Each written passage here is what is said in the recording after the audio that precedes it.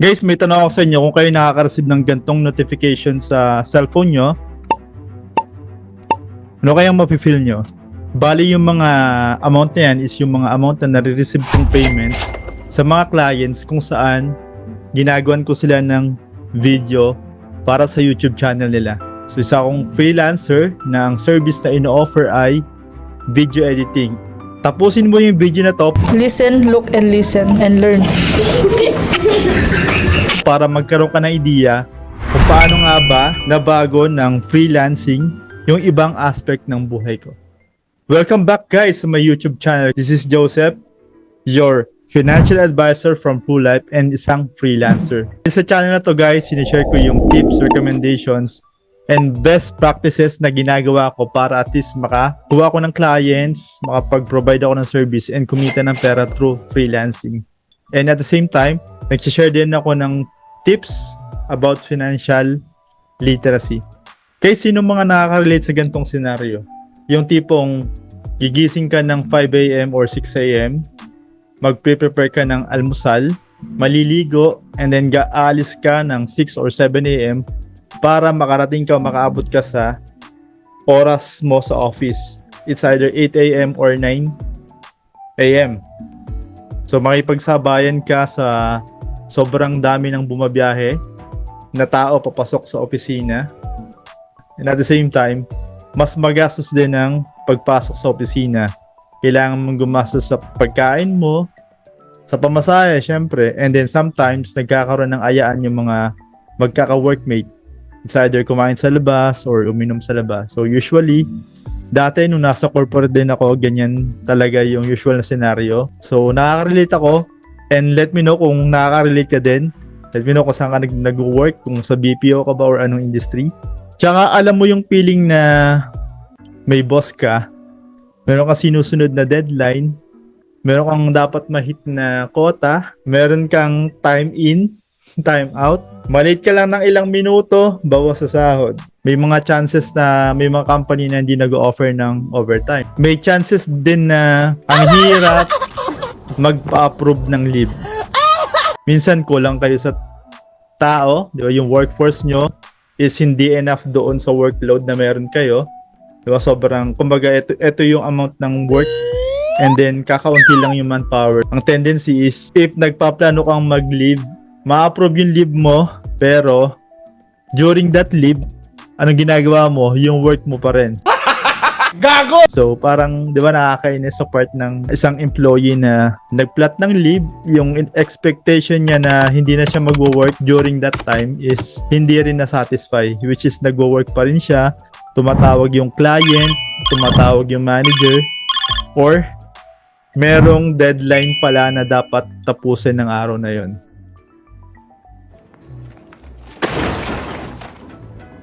Ito pa yung isang nakakalungkot. Minsan enough naman yung sahod. Malaki naman yung sahod pero may times talaga na kinakapos. What? What the fuck? Kumikita minsan ng 25, 30, 40,000. Not sure kung anong reason kung bakit minsan marami ring empleyado ang kinakapos. It's either sobrang laki talaga na expenses or may mga ibang responsibility aside sa pamilya. Minsan tumutulong sa magulang, ba nagpapaaral ng kapatid, may mga gadgets na binabayaran, diba? May mga loans na sinesettle. Minsan kailangan din kasi nagtatrabaho ka, kailangan mo i-satisfy din sarili mo na pinaghihirapan mo naman to, kailangan mong i-pamper yung sarili mo. Not sure kung nakaka-relate ka. Dumating din yung point na yun sa work era ko sa corporate na yes, nagtatrabaho ako, kumikita ako 15-30, but at the same time dumarating yung time na marirealize mo, meron ba akong naipon? Ba't parang wala? Nagtatabi ka naman ng portion mo ng sahod from time to time, but pag dumating na yung parang end of year, di ba? Minsan, November, December, tinitignan mo na yung laman ng bank account mo and then parang madidisappoint ka na, ba't parang wala akong naipon? Di ba ganun yung nangyayari?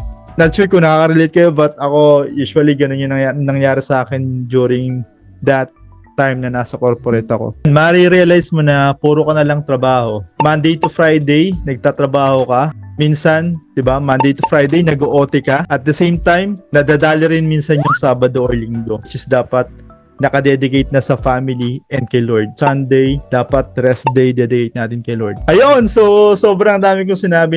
Kung isa kang employee na nakarelate lalo na pagdating sa financial aspect ng pagtatrabaho, baka ito na yung sign na i-consider mo na aralin or pasukin yung mundo ng freelancing. Sa dinabi-nabi na sinabi ko, sa paanong paraan nga ba na bago ng freelancing yung ibang aspect ng buhay mo? Alamin natin. Siyempre, una-una na dyan yung sa aspect ng financial. Since freelance ako, may nare-receive ako na payment from my clients. Minsan bi-weekly, so 2 times a month. Minsan per project. Minsan 2 beses pag nagpapang-abot yung mga invoices ng mga clients o yung mga payments nila. Financially, mas nakakapag-provide ako kay Mrs. Sana all. Sa bahay, bilhin sa mga basic needs, sa mga bills, sa mga dapat i-settle every month, ibayad sa amortization sa pag-ibig, 'di ba, sa kuryente. And then nakapagbigay din ako at the same time sa magulang. Dumating yung point na nag-stop ako na magbigay sa magulang ko.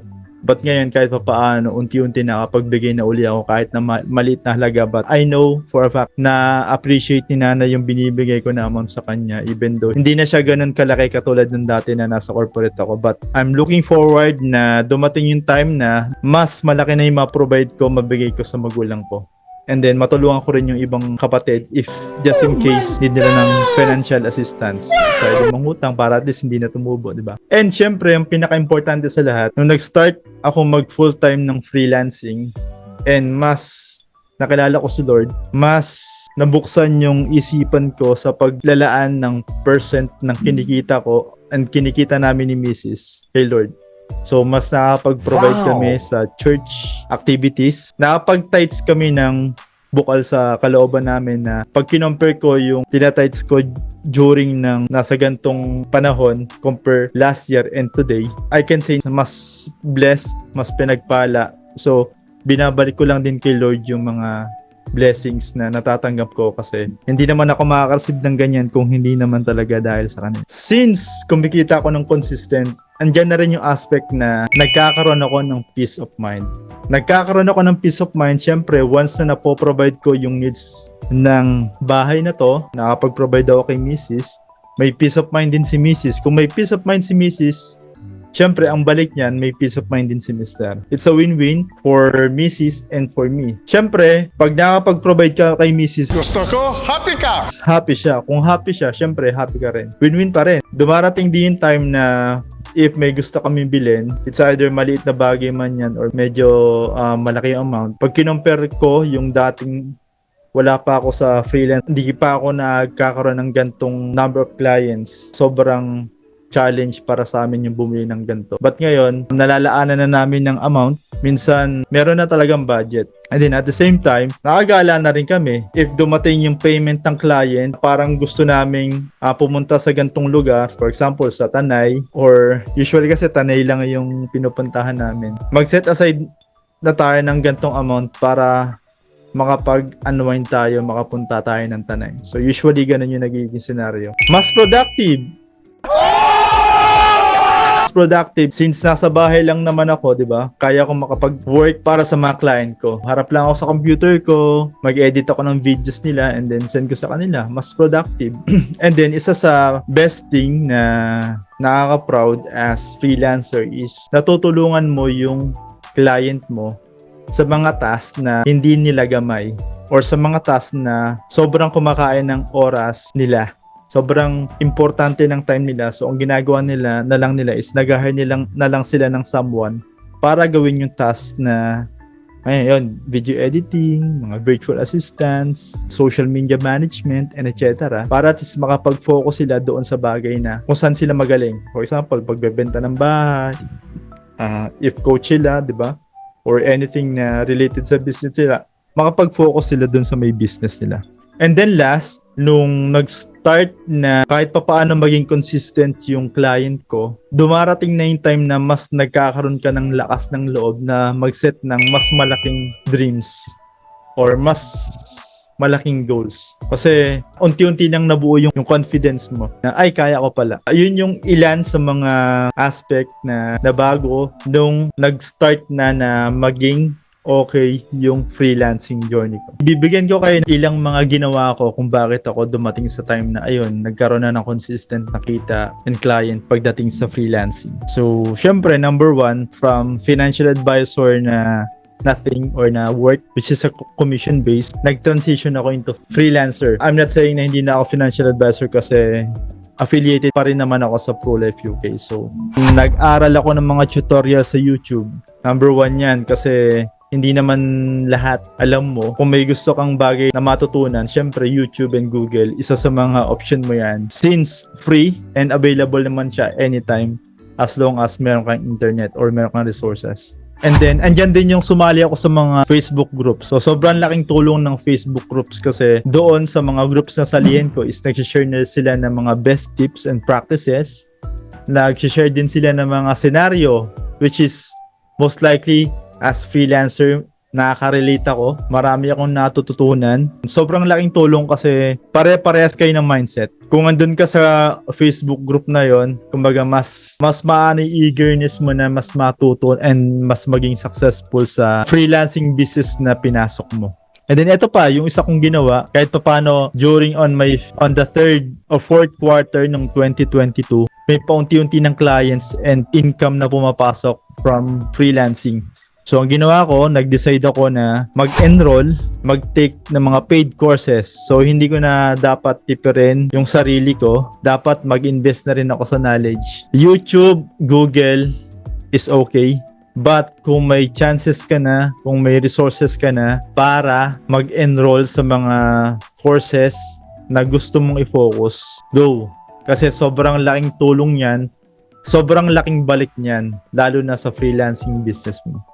Since kumikita na ako, nag-avail na rin ako ng mga subscription na app. Unang-una dyan as video editor, so bumili na ng license nung app na ginagamit ko. O nag-avail ako ng domain for the website na ginawa ko. And anything na tingin ko na makakatulong sa freelancing business ko. So yun guys, hanggang dito na lang muna yung video natin. And sa susunod na video, all about freelancing pa rin. And kung gusto nyo magkaroon ng ideya kung saan ako nakakuha ng client, kung saan ako naglalagi, naghahanap ng mga leads, panoorin nyo yung video na to.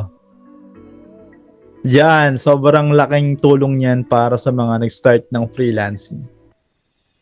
So hanggang dito na lang muna and see you on my next video.